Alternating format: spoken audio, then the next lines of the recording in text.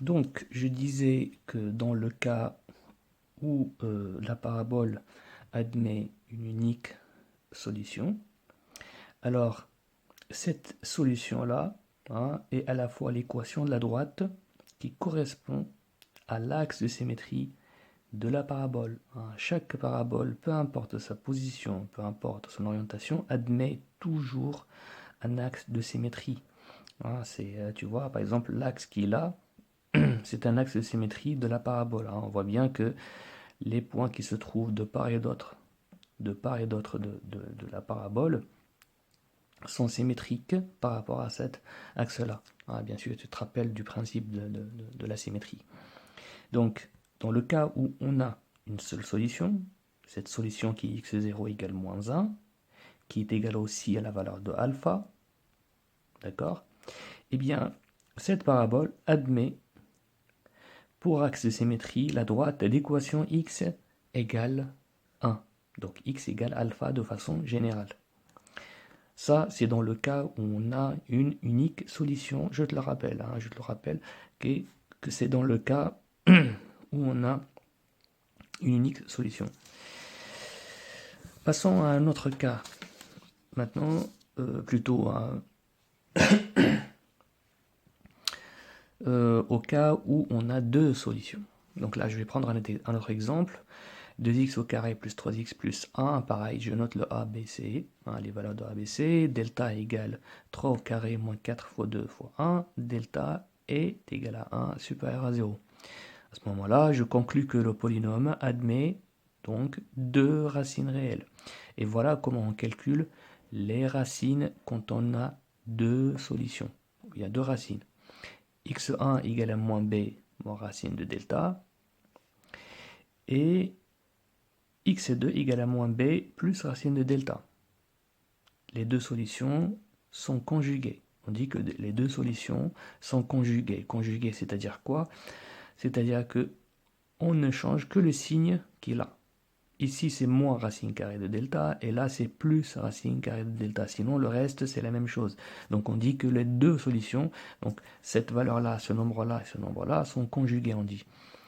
Donc, on applique la formule, donc 1 moins b moins racine de delta, sachant que delta est égal à 1, ça donne moins 3 moins racine carrée de 1 sur 2 fois 2, et ici moins 3 plus racine carrée de 1 sur 2 fois 2, ce qui nous donne x1 égale moins 1 et x2 égale moins 1 demi. Voilà nos deux racines ou bien nos deux solutions.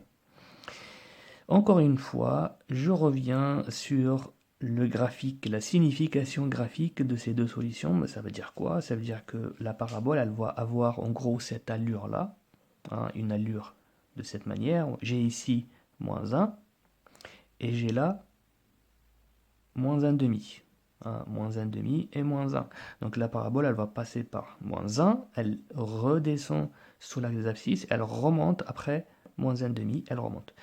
Donc le signe, bien sûr, de la parabole va dépendre de delta, puisqu'on a deux solutions, et du signe de A, le signe de A qui est positif, donc la parabole orientée encore vers le haut, ce qui nous donne un signe plus, un signe plus, pardon, un signe moins et un signe plus. Donc plus à l'extérieur des racines et moins entre les racines. Donc ça, c'est notre tableau de signes, c'est le tableau de signes de la parabole ou bien du polynôme.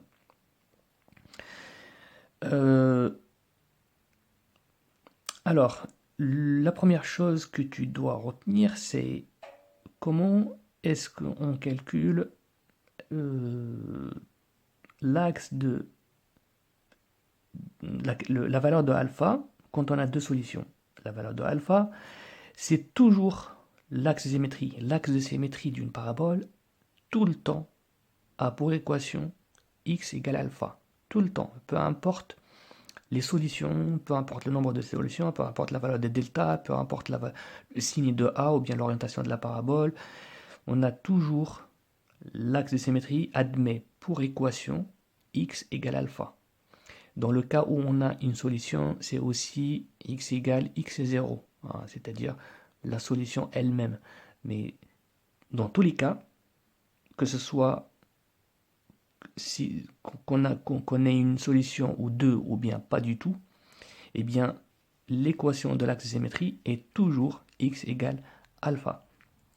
Pour trouver la valeur de cette alpha, eh bien je fais x1 plus x2 divisé par 2. Donc ça, c'est dans le cas où on a deux solutions. Rappelle-toi, quand on a une solution, dans le cas d'une seule et unique solution, donc alpha c'est égal à x0, tout simplement, c'est la solution elle-même. Et si on a deux solutions, comme c'est le cas ici, eh bien tu additionnes les deux solutions, c'est-à-dire les deux intersections avec l'axe des abscisses, et tu divises par 2, tu trouves la valeur médiane, c'est-à-dire celle qui se trouve entre les deux solutions. Donc x1 plus x2 sur 2, ça nous donne la valeur de alpha.